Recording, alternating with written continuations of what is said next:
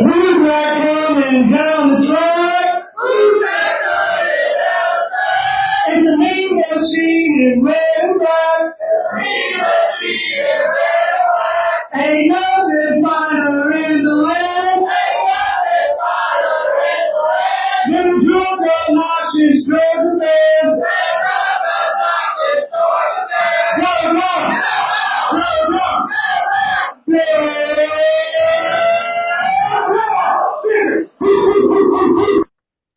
What's up, y'all? This is John, Mike, and Caleb back for another episode of the Nothin Finer podcast. As always, you can find us as a part of Millions and Fans First Sports Network. This should be, unless things get a little crazy again, this should be the last all three of us episode until the season's about to start. Rip. Because we're going to split back off into Mike and I on Sundays and Caleb and I on Thursdays. Starting next week, we're going to get back to 2 episodes a week. Be honest, my life just got crazy as hell for a minute, and I didn't have the time to do the Sunday episodes. But we're back. We are all good. So back. Almost, I'll be honest, man, we almost weren't. I know I let y'all, how you been before I do, but boy, that stomach virus I had earlier this week.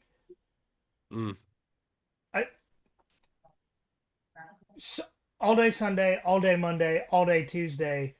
And this is so bad, I tried to go to the hospital on Monday because I did not trust my stomach to go to sleep.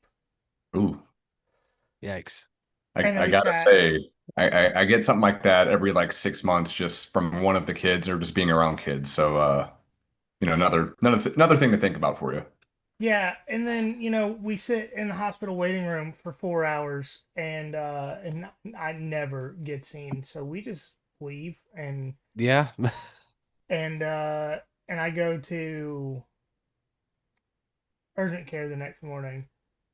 And then over the process of the next 2 days, I drink 3 bottles of Pedialyte and 5 gallons of water, and I am still so dehydrated that I can barely move and I can't really open my mouth.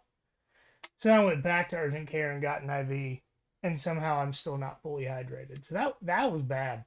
I've had dysentery and C. diff. I live on the Oregon Trail. I was gonna say. And that's the worst stomach bug I've ever had. I've been hospitalized for a stomach bug before, and that was worse. Man. But, today I've eaten 2 meals, so I'm back. There we go. Not drinking. I got some water over here, but Yeah.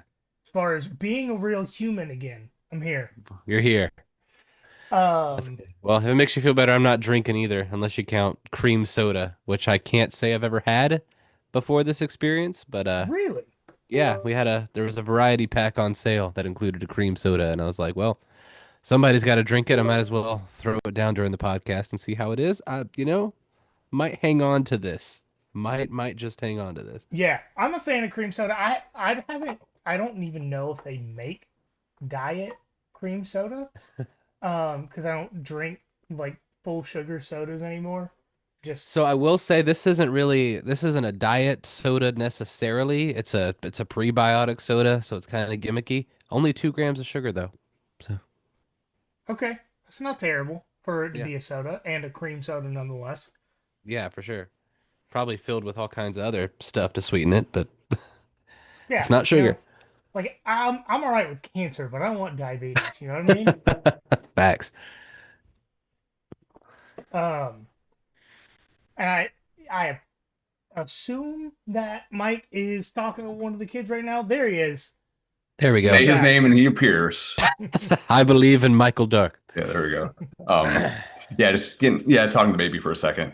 She's 2 now. She's not a baby, but man, we just got back from Detroit. We spent about a week or so up there. How was Dan Jackson? With all 4 wheels and your catalytic converter. We went 2 very different directions with that. Yes to all that. Dan is excelling up there. What about As our man Tate playing center? Oh yeah. that's an interesting call. Like they were even when he was getting drafted, they were talking about, oh, he can slide over to center. I'm like, can Has he? he ever done that? I I mean, think Guess let's we'll he get the would see. play guard part down well as first. a center in the NFL. He's a to me he was always a little light to be a guard, not fast enough to be a tackle, and that's kind of what a center is. Well, Yeah. that and like a big part of being a center and getting those snaps right is just having chemistry with the quarterback. I feel like every person on planet Earth can get along with Tate Ratledge. Yeah. Right. It'll be good. I'm sure they'll rip my heart out some way or another. Get my hopes up and then I'll crash. But yeah, man. Amazing Yeah, how but Georgia suddenly gets better, but you still have another team that does that to you. gotta stay humble. Yeah, What you was I got? can't What have everything. like Davin would say, stay humble, which he'll come up in a little bit, right? I'm sure he will. I'm sure he will. No, but I do have a Coke Zero, so I think it's the first time that not like any of us have None of I've been us. drinking in like I don't know 2 months maybe. Wow. Man, with how hot it's been in Savannah, I don't think you can drink very much right now. And like summer's all about day drinking. But if you're day drinking, you better have some like liquid IV or element powder with you because it with the heat index over 100 degrees every day, like Mhm. you're not going to be okay. Hmm. Dude, and I shit y'all not this past Sunday. It was like Savannah weather in Detroit, and like nobody can handle because not everybody has air conditioning. I mean, same thing here, but like majority of people don't have air conditioning because like why would you need it for like a week a year, right? It's like Europe in that sense. But yeah, it was pretty bad for a little bit there, but and not the 70 degrees I was hoping for. Meanwhile, Montana got like 2 feet of snow. Goodness gracious. The weather's weird, man. Yeah. All right, so what we're talking about tonight is we're doing an all quarter century team for the University of Georgia. Um, this spans 2000 to 2025, pretty obviously. Um, but 26 years. well, Well, it's 25, I guess. We're not in Yeah. 2025 Yeah, season. Never mind. yeah. Sorry. Um, 3 coaches because Mark Richt got hired in 2001. Yeah, I put something in at the bottom about the coaches. Yeah, just kind of odd, you know. I think Florida's had 3 coaches. Florida's about to have 3 coaches this decade, Oh, and we're talking Georgia's had 3 this century. Alabama has had 5 in the same time that Georgia's had 3. and that's with Saban being there like 17 years. Yeah. Yep. Are we counting Mike Price in that? Yes. Yes, Okay. we He are. is I did, because announced I as the did. head coach. Yeah. Man, what could have been? Anyway. All right. So the way that we're doing things, we're not doing an 11 on offense and an 11 on defense, but we're doing some alternates or multiple position or multiple running backs, wide receivers, just based on the different schemes, both offensively and defensively, that Georgia's played over the last 25 years. So, for example, we're doing 4 defensive linemen, 4 linebackers, and 5 defensive backs because Georgia's run a 4-3, they've run a 3-4, and currently they run a lot of nickel package where the star defenders play in a significant amount of time. Like Coach O would say, got to be multiple. Yep. Got to They're be multiple. multiple. Got to be. And then for offense, we're doing 2 running backs, 1 tight end, 3 wide receivers. I really thought about doing 2 tight ends. I really, We could have. Yeah. yeah. But then we're gonna get into some like '03 Randy McMichael numbers, and I don't know if y'all are ready for that. Yeah, rather leave that at 1 where we have a very obvious tight end 1. Right. And I don't think there have been. I mean, obviously there have been a lot of great tight ends, but no, when you have a far and away greatest of all time for the sport, Just got to let him be that. And right? we're not running 12 personnel in this. Yeah, we're not going to sit here and I formation. unintentionally diminish Brock Bowers by throwing in like Montrez Milner. Or J. Rome or someone like Yeah. that, right? Hey, don't mess with those Valdosta boys now. But each player is going to be chosen for a different reason. Some guys are going to be left off this list that we argue about. I mean, each section has an honorable mentions list. We had, I mean, we talked for 2 hours about wide receivers yesterday and probably another 2 hours about corners. And safeties Just were in there corners. too. Yeah. Yeah. Safeties for like 10, 20 minutes, but Yeah, but there the was corners, debate. yes. And then I see a few positions in this where it was still just what I filled in and nothing else. But that some of these are just obvious. Mhm. For sure. But different things are going to be valued for each position. Some of these, I think there's only one or two that, the guy was really good in college, didn't necessarily put up numbers, or didn't have the stats, or position just doesn't put up stats. But then this guy did 12 years in the NFL, and you're like, yeah, he was obviously the One of the guy. greats, yeah. This one. Yep. But just up front, you as the listener will be mad about something before we're done with this list, and we're not sorry. No, not remotely. We put a significant amount of time and had a lot of conversations. I asked my wife and brother-in-law yesterday about corners because of the conversation. I was like, how are there this many guys to talk about? Yeah. And then my wife brought up two other guys that we hadn't talked about, and then my brother-in-law brought up another two guys. Yeah. Remind me who DBU is again. Right. Yeah, that might be another off-season episode we need to get into. Top 25 corners of the last 25 years. We could do it. We could fill out 25. Yeah. Yeah. All right. So starting with the offense. Yeah, let's get into the quarterback here because we all know who the quarterback's got to be. There's only one quarterback that has the kind of accolades to be QB1 here. There's only one quarterback in the last quarter century who has accomplished as much as this man has accomplished that we are about to name here. This man can only be the greatest Georgia quarterback of all time, Mr. Logan Gray. Oh, man, I thought we were going Grayson Lambert. Most accurate. Most accurate. You got the Gray part, That's right? pretty important. Look, everyone knows the most important stat for quarterbacks is punt return yards. Easily. Yeah, for sure. Yeah. No. Obviously, it's Stetson, Feiner, Bennett the fourth. You can put your own F word in there instead of Feiner if you want to. Phenomenal, as Weezy would say. I mean, my Logan Gray is actually Jacob Park. I went down a rabbit hole with him a little while ago. I'm not gonna bore. I'm not gonna explain all that. Fair enough. Yeah. So yeah, let's talk about Staquavius for a little bit. Two-time national champion, Heisman Trophy finalist, universally doubted by Georgia fans, and now universally loved. Mostly, there are still people who say that he was carried by his defense. Let me point you to the game against Oregon in 2022, national championship game in 2022, national championship game in 2021, when he put the team on his back after that fumble in the fourth quarter. Like, give the man his flowers. Let's talk about that Ohio State game where the defense couldn't stop a nosebleed. Yeah. Right. And Stetson just said, I'm going to do what I do best, and that is turn into Tom Brady on free plays or as soon as a man gets open. Yeah. So we joked, Stetson Bennett, obvious choice here. I know some of you are going to want Aaron Murray or David Green in that spot, and that's fine. Nostalgia's a hell of a drug. I get it. And, truth be told, if Stetson Bennett had 0 national titles, but still had the aura of Stetson Bennett, and still, let's say he had 2 SEC titles even. Yeah.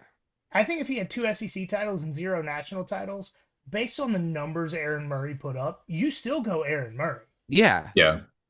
But the difference is the 2 national titles. Exactly. Thank God we don't have to go Aaron Murray here. Love you, Aaron. But he's great. Talking about a decade ago. Yeah.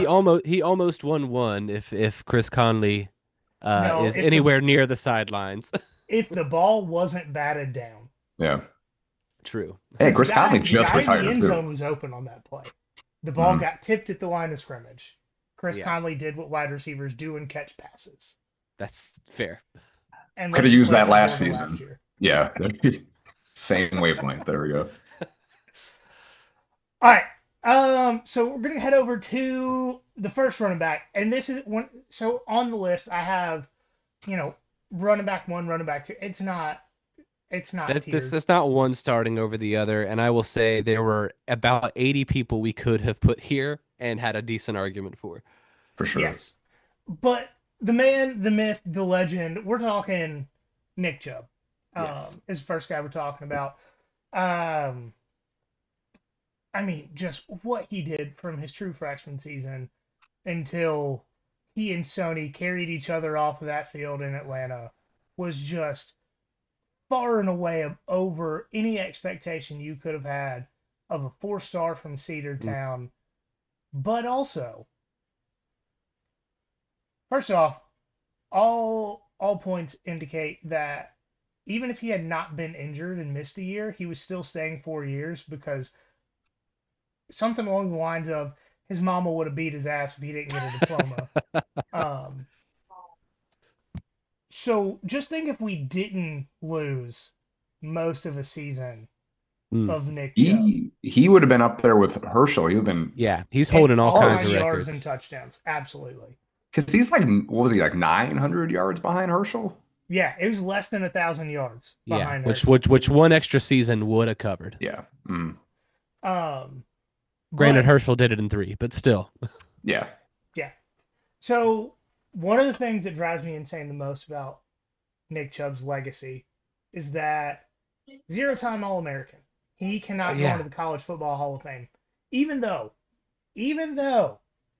as far as all-time running back duo numbers go, he and Sony are A1.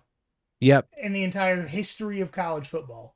Yeah, it's crazy that the first 2 people we have talked about on this aren't eligible for the College Football Hall of Fame because of some arbitrary rule that a bunch of journalists get to decide who the best players are, and based on that list, you get in the Hall of Fame. What a joke. Dude, and Nick Chubb is second all-time in SEC history in rushing yards. He's he's less than that. He's like 500 yards behind Herschel. Yeah, behind the greatest SEC running back in the history of football. Yeah, and I would argue he doesn't just have those yards. He is the second greatest running back in SEC history. Forget Bo Jackson. Nick Chubb is there. The number of times he ran right into 3 or 4 defenders and ran out the other side for a touchdown. I mean, he wasn't untouchable. You could touch him all day long. You couldn't tackle the guy. And, that we'll just go ahead and let that feed into the next guy we're talking about, because my favorite quote of the CBS covering the SEC time frame is Vern Lundquist one time said, talking about Todd Gurley, if you want to tackle that man, you better bring a couple friends. Yep. Yeah. And that's true. I mean, Todd Gurley was the most electric football player on every field he stepped on until his days in Atlanta. Yeah, I was about to say. So, Atlanta is where great players go to die, but yep. Hopefully they change it with Jalen and Asa for that matter, but that's different. Yeah. Basketball's a little different. Yeah. Yeah, the Hawks. You go to the Hawks to die too, but yeah. Trey Young's doing all right. Look at that hairline. He's not all right. Something me and Trey got in common. But no, I mean, so Todd Gurley, if Nick Chubb didn't exist, Todd Gurley's the second best running back in the history of Georgia. Yeah. Top 5 in the history of the SEC. And to think that these two shared a backfield for a season. Yeah. Dick. Absolute cheat code. Yeah. Absolute cheat code. And to think I was able to watch all of 2 games that season. I was in basic training. Whack. I got to watch the Georgia Tech game and the Belk Bowl.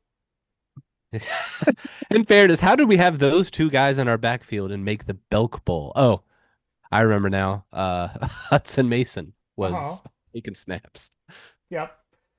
Todd Gurley, it kills me that in today's rules, he was never suspended for a single game. Yeah. Yeah. And he also, I mean, Keith Marshall, if that man had stayed healthy, what Gurley and Marshall could have done together, insane. It would have Absolutely. been We would it be would have been Nick talking and very Sony. strongly about Keith Marshall on this list too. Oh, for sure. He's the honorable mention, but Yeah. Gershel was the thing. I know they didn't like it necessarily, but I did. We did. I found it very entertaining. Yeah. And they were 3-4. I mean, and they only had like 1 year healthy together, right? Yes. Yep. I think they have Freshman a year. total. Yeah, I think they have a total of like 20, maybe 26 games that they played at the same time. And Marshall was there for 4 years. Yeah. Yeah. It, Unbelievable. but also something a lot of people don't know, Keith Marshall is the brains behind the Players Lounge. Yeah. Yeah. For all across the country. So shout out Keith. Met him at Creature Comforts one day. Nice. He very soft spoken to have been one of the best running backs in the country for a period of time.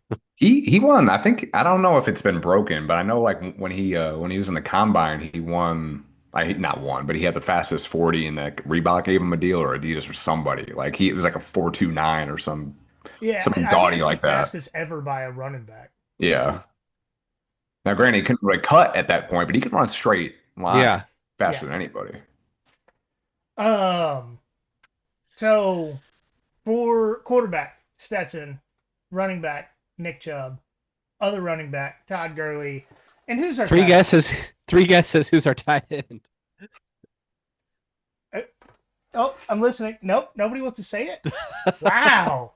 Do we stump y'all that way? No, you know. It's Brock Bowers. The Obviously. man with more money than hair. Fair. Say that about me too, but all right, Brock Bowers, obviously the greatest tight end in the history of college football. I don't want to hear your Tyler Warren argument because you're wrong. yeah. I don't want to hear your Kyle Pitts argument because you're wrong. Like, oh, Tyler Warren had over 1,000 yards. Man, that's crazy. He's the only person on that team that could catch a pass. Yeah. Brock Bowers shared a field with Ladd McConkey his entire college career. Darnell Washington, 80, all these weapons. And his he most played dynamic a season with George Pickens, didn't he? Yeah. Yep. He had George Pickens, Darnell Washington, whatever that other tight end's name was, because we ran 3 tight ends that year, lest we forget. Yeah. Ladd McConkey was on the team with him. We had James Cook and Zamir White, and he was still the most talked about pass catcher on the team as a freshman. So, as much as we would love to go on and on and on, we don't need to. Nope. It's Brock Bowers. Brock Bowers. Brock Bowers speaks for itself. The cold winds of winter will sweep you to your grave, as we used to say on Dog Sports memes. Starting at left tackle, we're going to go across the offensive line. We got Andrew Thomas as the best left tackle of the past 25 years. Your top 5 pick. I was about to say he was a top 5 pick. 4 to the Giants, I think. Yeah, sadly.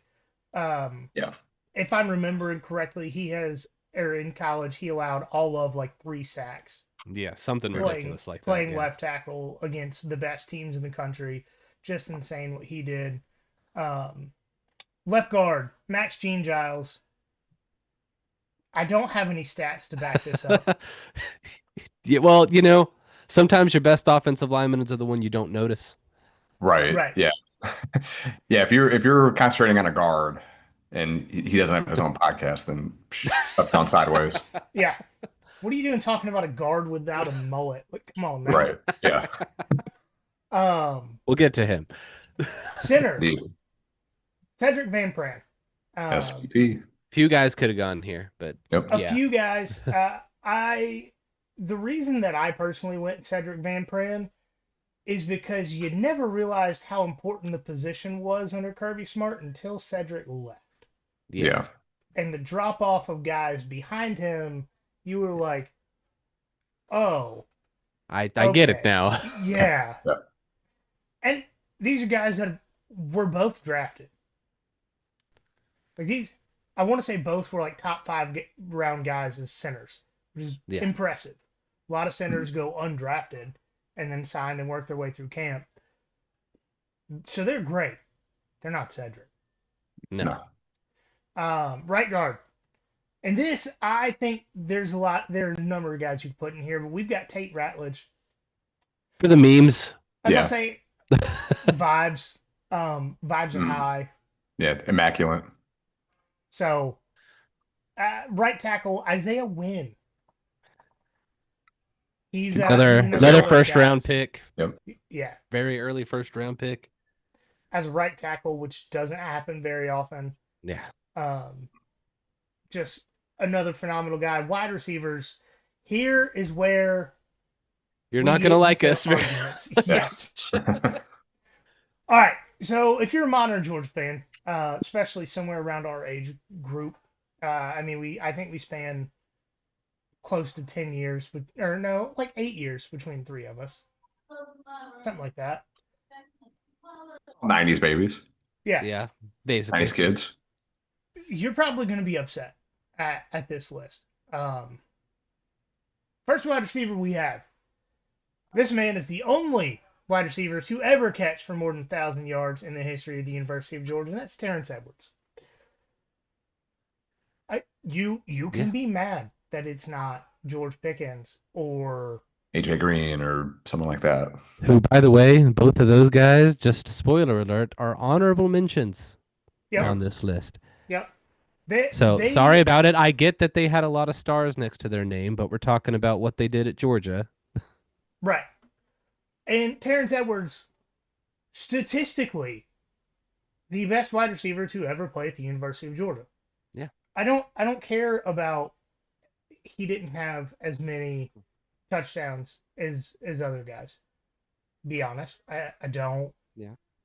He is the only person to have ever caught for more than 1,000 yards. He, because of that, is the first guy on our list. Not complicated. Yeah. Second guy on the list, Ladarius. Ladidi, whatever you want to call him, Mr. McConkey. Right on the donkey. Mm-hmm. Yeah, what he did coming in as a 3-star. Arguably one of the top receivers in Georgia history, inarguably the best developed wide receiver in Georgia history. Yep. Absolutely. That was very well put, because I don't care that he never had 1,000 yards. I don't care that he never got close. In 2024, if he had not gotten hurt. 23, yeah. 23. In 2023, obviously 2024 was last year. 2023, if he had not gotten hurt, I truly think that him and Brock were both going to push 1,000. Yeah. I think we talked about it on the pod that we thought they were both going to eclipse that. They were on track, Brock especially, but I think they were both on track before the injuries. Mm. And Brock, even when he came back, he was so impressive before he got hurt. When he came back, he still had the chance. Yeah. And now, neither of them were able to do it.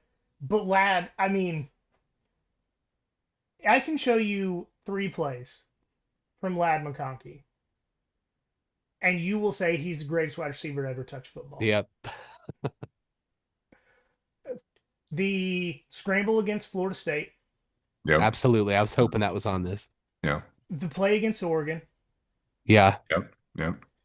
And the deep shot he caught against Ole Miss. I'm going to go with that. Would have been a touchdown if not underthrown, but still. Right. It was underthrown.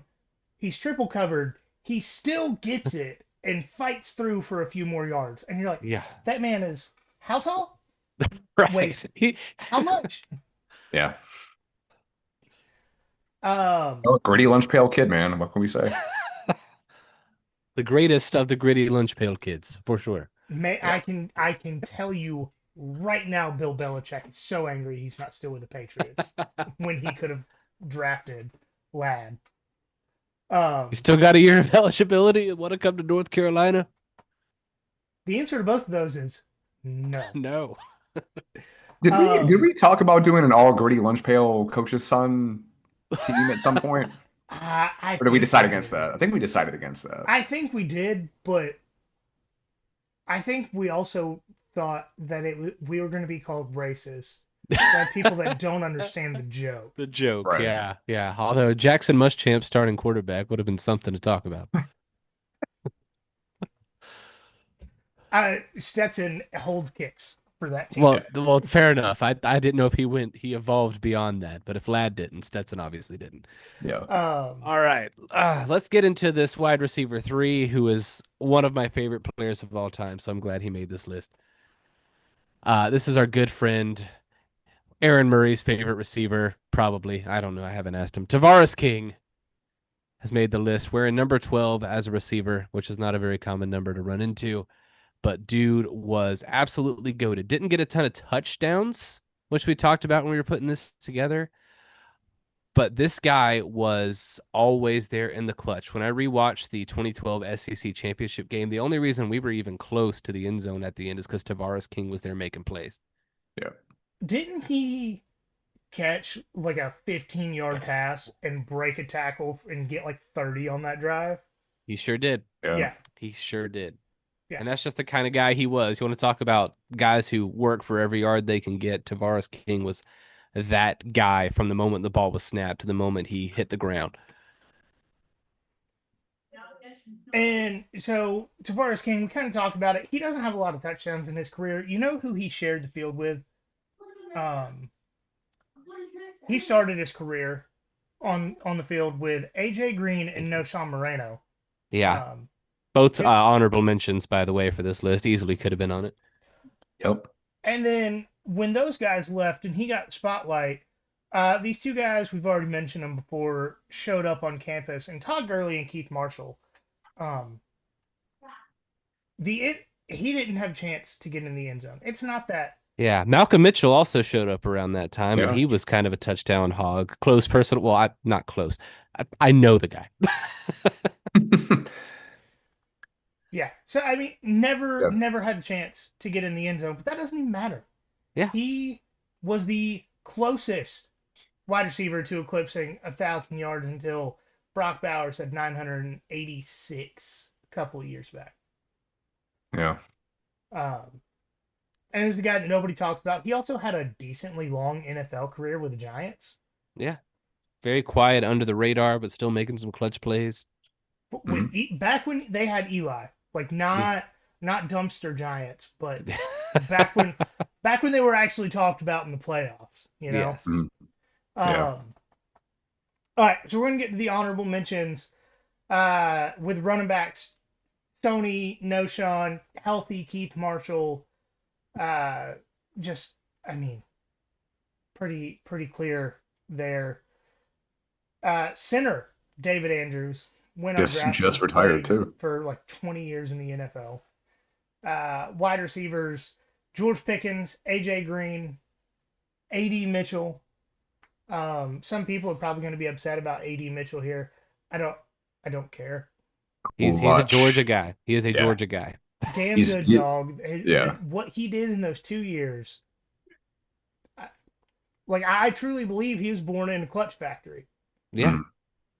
And yeah. And then David Green definitely belongs on this list. He had most of the Georgia passing records until Aaron Murray showed up. And then Aaron Murray took him, and then Stetson took a lot of those, except for the career numbers. Yeah.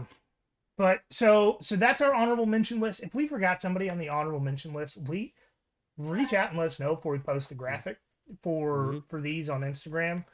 Because if we're wrong, I will add it and then tag you in the post and be like, hey, we forgot about this guy.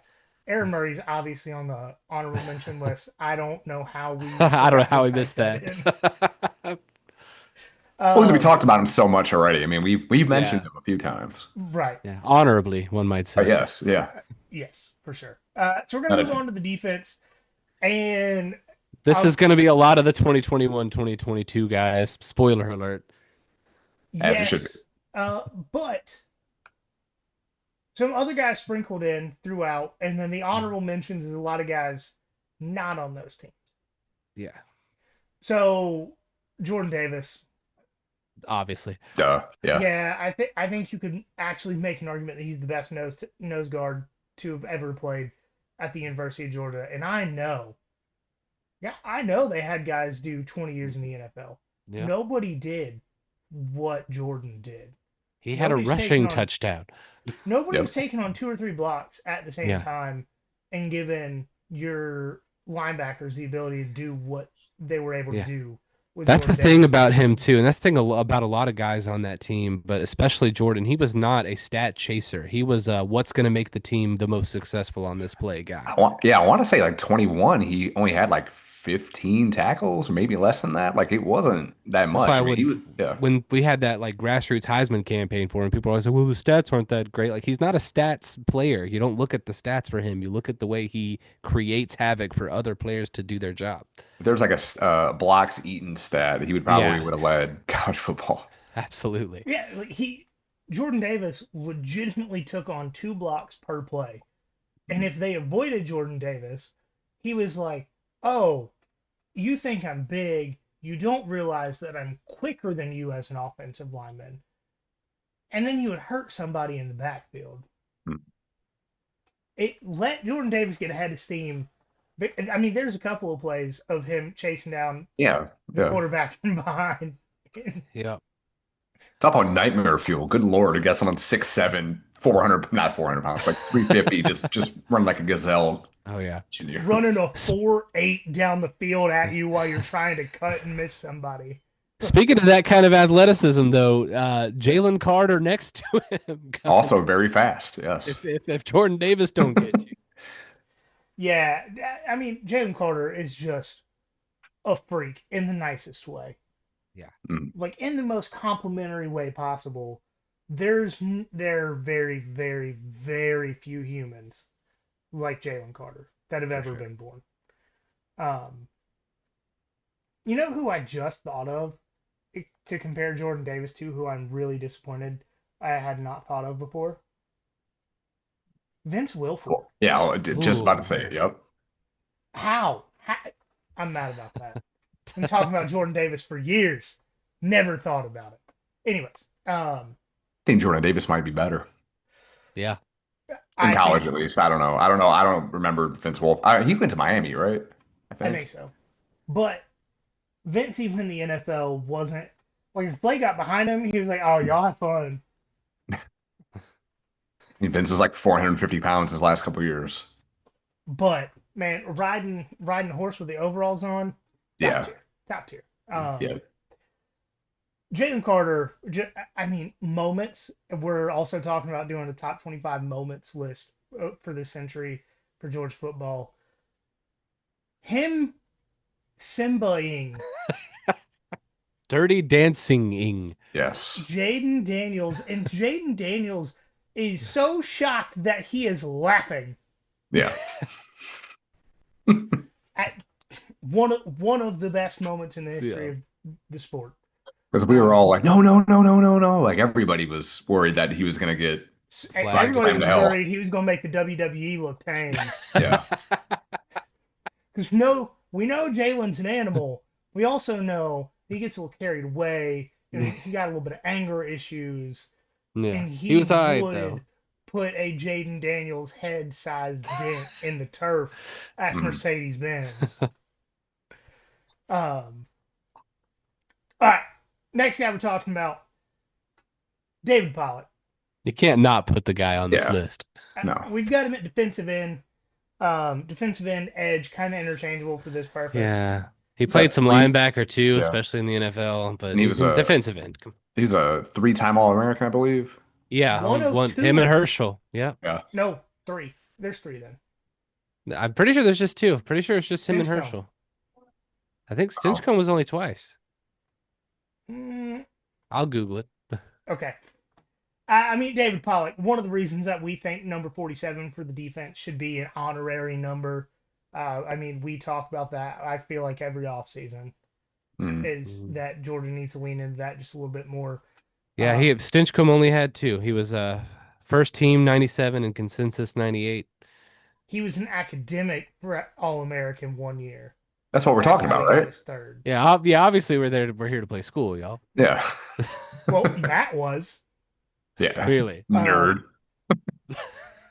But no, I mean, David Pollock, one of the greatest to ever do it as far as the defense goes. One of the only reasons that Georgia was able to beat Florida back in those late Spurrier, early Urban Meyer days. Dude, the sack, interception, touchdown against South Carolina. I mean, that won that game. Yes, just all around great player. And then what he's done for the sport outside of football once he got that neck injury in the NFL, just great person, great player. Cannot say enough about David Pollock. Mm-hmm. Next guy we're talking about, defensive end slash edge. This is another one we had a little bit of an argument about because I feel like a lot of people, just based on the short impact that he had, forget about this guy until the Florida game gets brought up. Oh yeah. And then everybody knows exactly who he is. Yep. We're talking about Jarvis Jones. And you want to talk about single-handedly winning a Florida game, Jarvis Jones did that in 2012. He had huge plays against Missouri that year too. Yeah. Yeah, he did, for sure. He is the single-season sack leader for the University of Georgia, just an all-time defensive end. He has, if I'm not mistaken, he was one of the first guys that Georgia hired as excuse me, y'all, developmental staff under Kirby. I know he worked. Yeah. He was there for a program while. a period of time. I think he is still there. Now I know he got not to bring this up, but like I know he got arrested. I think he got arrested this offseason. Oh, I can't remember, was that last offseason? And that's just par for the course around us at this point. I mean, yeah, it's faster to say who hasn't, I guess, but I'm not sure if he's still there or not. yeah, I know he was recently, but I don't know if he still is. Take a look. Yeah, I'm trying to figure that out as Wikipedia doesn't say, so I'm gonna see. We're gonna move Oh, on. hang on. Oh, he's I just at saw Carbonite now. yeah, he just accepted a head coaching role at Carver Columbus High School. Good for him. Good for him. Outside linebacker, a guy that we were just talking about a little bit earlier, a guy that we are hoping that the Falcons don't falcon, Jalen Walker. What he did over the last 2 seasons was just absolutely incredible. And if we had a position here to just put linebacker because of the amount that he played both inside and outside, off the ball, on the ball, doesn't matter. Jalen Walker made plays. He was on the football field. He was hurting someone. And I mean, just everything he did over the last 2 seasons, rushing the passer, was one of the most prolific pass rushers that we've seen in quite some time. Yeah, in a year where we didn't have a ton of exciting players on the defense, no offense to anybody who was on it, Jalen Walker was always the most exciting, explosive guy on the field. He was what Michael was supposed to be. Yes. Yes. Michael, man, that's one thing that I really don't like about Kirby's defense is that the 5 technique is not really a pass rusher in the Kirby Smart defense. And I get it, but they could do a better job at it because you went from Trayvon Walker, who's 1-1 NFL draft pick for his freak athleticism, to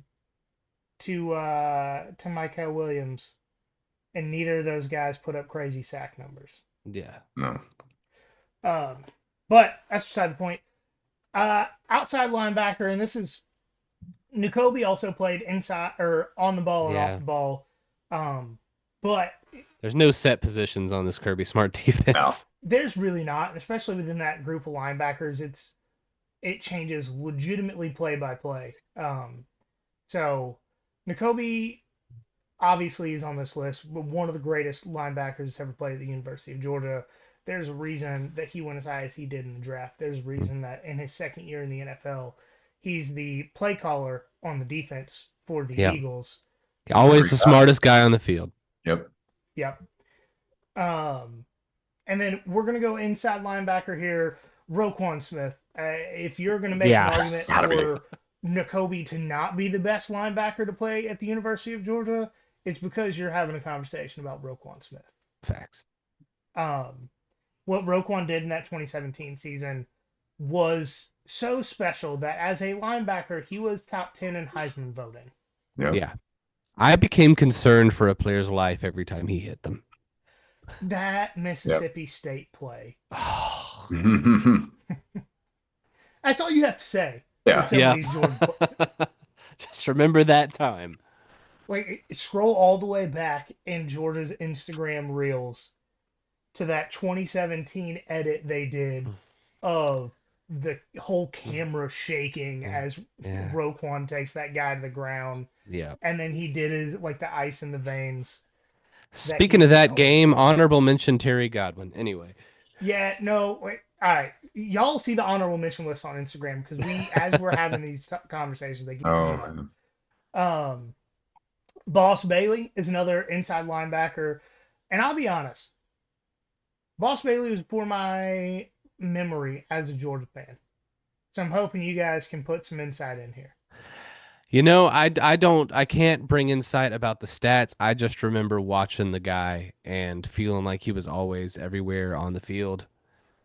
I gotta say, because it was kind of before my time, at least watching, Georgia football. But I remember when he got drafted by the Lions, like the highlight tape that they would show. I mean, I was just like, dude's a baller. His name is Boss. That's incredible. Yeah, there was a field goal in a game against Tennessee. I think it was 2002 that he blocked just by catching it out of the air. Yeah, it was sick. Just a big old aura farming moment there. So that's when I think about Boss Bailey. That's what I think about. Mm-hmm. All right, so we're going to move on to the star/nickelback position. Getting into the secondary here. Look at this photograph. Man, you beat me to it. I was about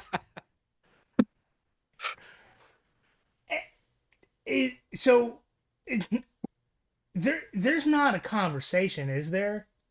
I mean, no. Like, there's some guys who've played the position well. None of them have single-handedly turned Max Duggan into his son like Javon Bullard did. Or right, and killed Marvin Harrison.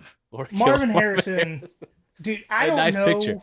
Yeah. I don't know if Marvin Harrison just thinks that they're playing the Packers every week, and that's why he has done nothing for the Arizona Cardinals, or like I don't know, but Marvin Harrison still checks under his bed for Javon Bullard at night, like DJ Uyunglele checked under his bed for the Georgia defense at night.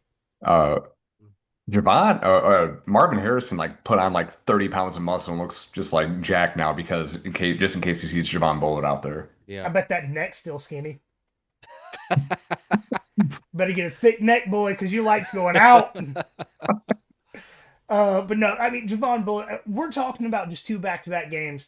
The play against Marvin Harrison Jr., which 100% not targeting, that is a hill that I will die on. For sure.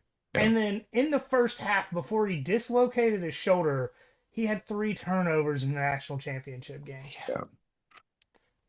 Like, the radio call of the 3rd turnover. Scott Howard is just laughing. Yes. He's like, Bullard got him again. Yeah. And, I mean, that's it. So, corners. This is where the most conversation happened. Yeah. And first, some of it centered around moments once again. For sure. I mean, the first one, I mean, there's no debate. Yeah, Champ Bailey, obvious. Yeah. Yep. Number 2.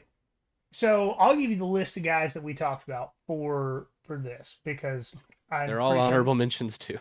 Oh, I will say, we decided on Champ Bailey because he did play in 2000, correct? Like that was the only year he played. Yeah. Right? Yes, and he earned it from there. Yeah. But yeah, so here's the list of guys that we talked about.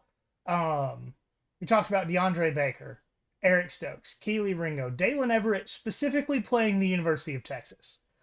Kamari Lassiter, and I know I am missing at least one. I'm trying to go. Oh, Tim Jennings. Yeah. Peanut. Yeah, Peanut. I know I'm missing another one that we talked about. Brandon Boykin. Brandon Boykin. Yeah. Yep. Throw Asher Allen in there too. I mean, Yeah. So we had to narrow it down to one guy, and that's the problem. Obviously, a ton of honorable mentions here. We ended up going with DeAndre Baker, and I know he had issues in the NFL. First off, those charges were dropped. yep. Second, still got a Super Bowl ring. Yep. But at the University of Georgia in 2018, he They was know me now. Yes, that was such a sweet moment. he was the best corner in college football. Mm-hmm. And Debo knows Yep. Tipo knows. that. I mean, that moment was top tier. But I read a stat, and I'm not sure how true it is because this is obviously 7 years later now. The stat that I read while doing research for this showed that in 2018 he gave up, and granted, 2018 was 12 games, SEC championship, and a Sugar Bowl, right? 14 Mhm. games. hmm He gave up 125 yards Wow. in 14 games, 0 touchdowns. That's incredible. Well, I mean, Yeah. he cut off half the field. That's what you Yeah. want. You're shut That's- down He didn't corner. even play. He didn't even play in that Sugar Bowl. Yeah. 13 You're right. games, 125 yards, no touchdowns. That's why he was a consensus All-American. And that Debo play, that was like early first quarter, wasn't it? Like that was Yeah, that was the early in first that game. first South Carolina's drive. first offensive Yeah. play. Not Yeah. even first drive, first play. Yeah. Nice. And then safety. Off the top, Malachi Starks. Yeah. I understand A1. probably a recency bias here. Georgia has always had great safeties. I mean, I really think there's a conversation here about Christopher Smith, J.R. Reed, Yeah. a number of guys in the Kirby era. Malachi is that guy. Yeah. I mean, day one starter. Day one Yeah. highlight. Day one Highlight proved reel. it. Yeah. Yeah.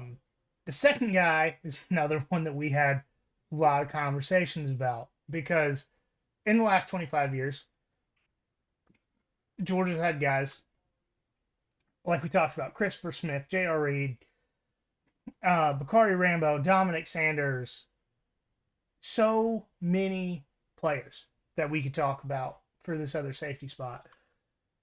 And we went with Bakari Rambo for, also Thomas Davis played safety at Georgia, a two-time Walter Payton Man of the Year in the NFL.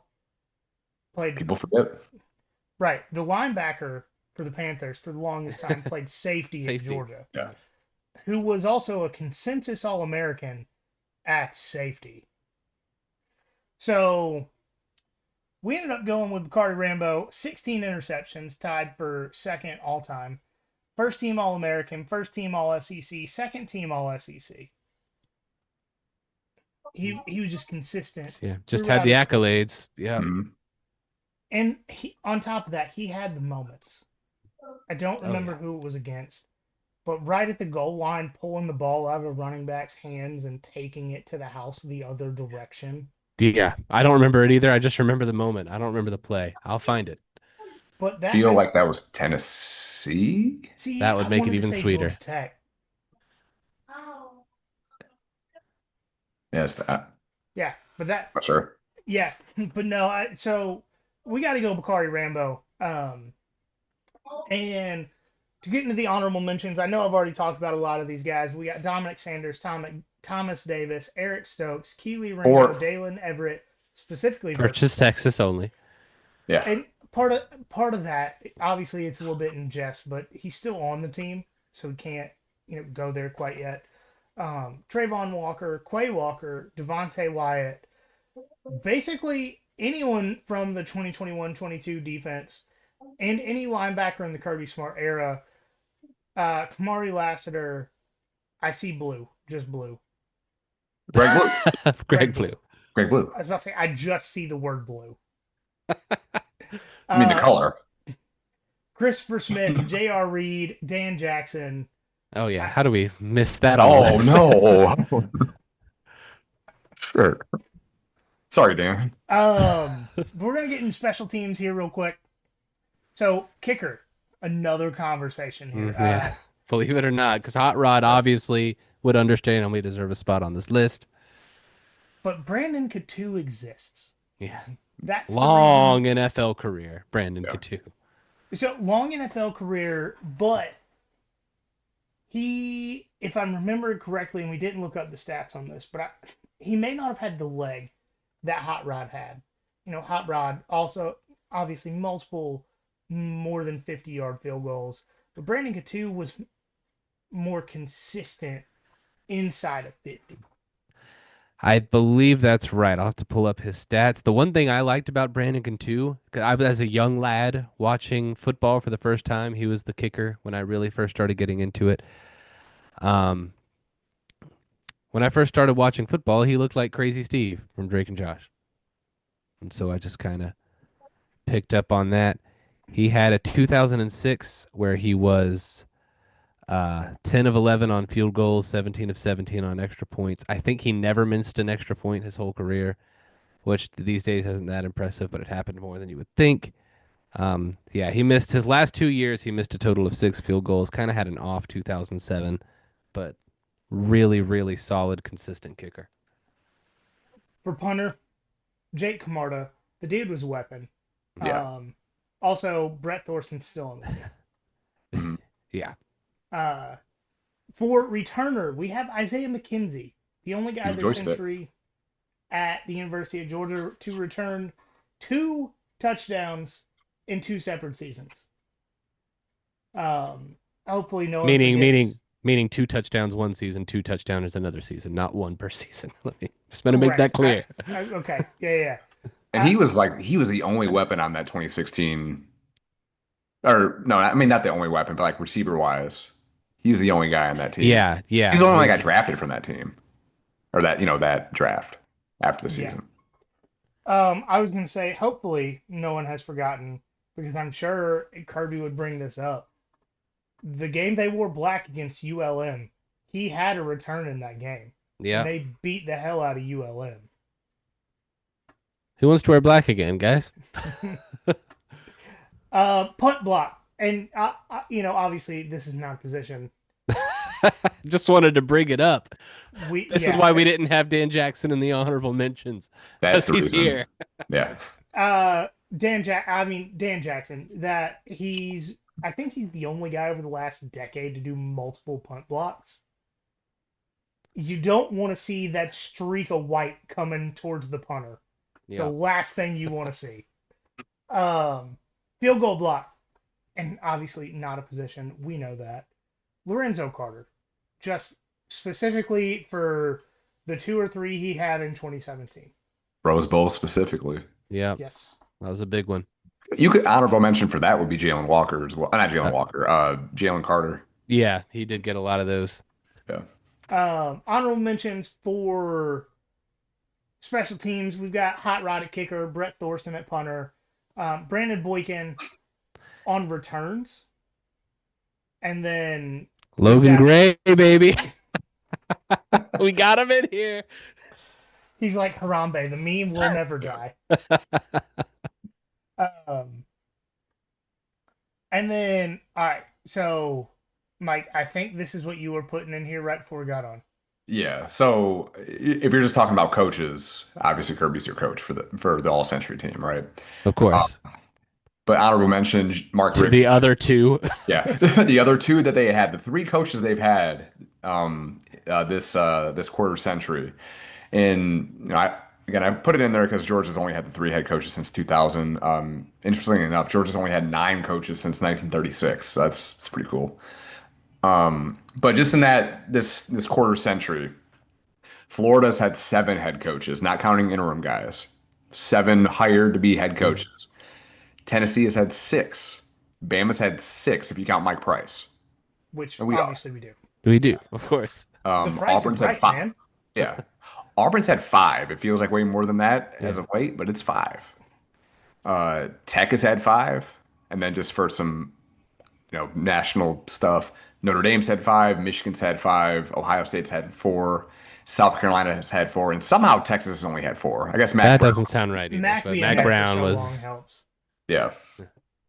But yeah, I mean that incredible consistency for Georgia in terms of coaches and stuff like that. A lot of sustained success. So that's cool. Speaking of coaches, before we go, did y'all see Brett Bielema's comments? Like, why on earth would a running back leave Illinois to go play for the University of Georgia, which has turned out multiple NFL caliber running backs in the last few years? It must just be tampering. Yeah, the only reason why you want to live in Champaign, Illinois. Yeah. And so just to be clear, we've complained about tampering.